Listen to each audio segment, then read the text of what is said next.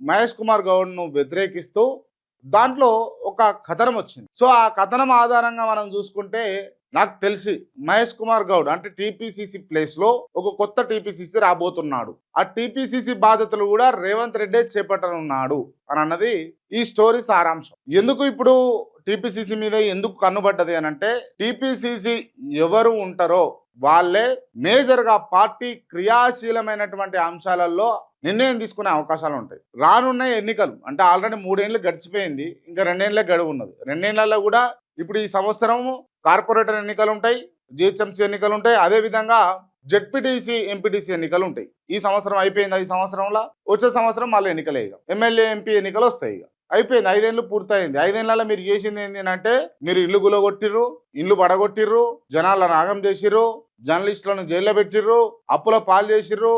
ఉన్నాయి అప్పులు ఆల్రెడీ అప్పులు అప్పులు అప్పులు అని ఆ అప్పులను ఇంకా అప్పులు చేసుకుంటూ పోయారు.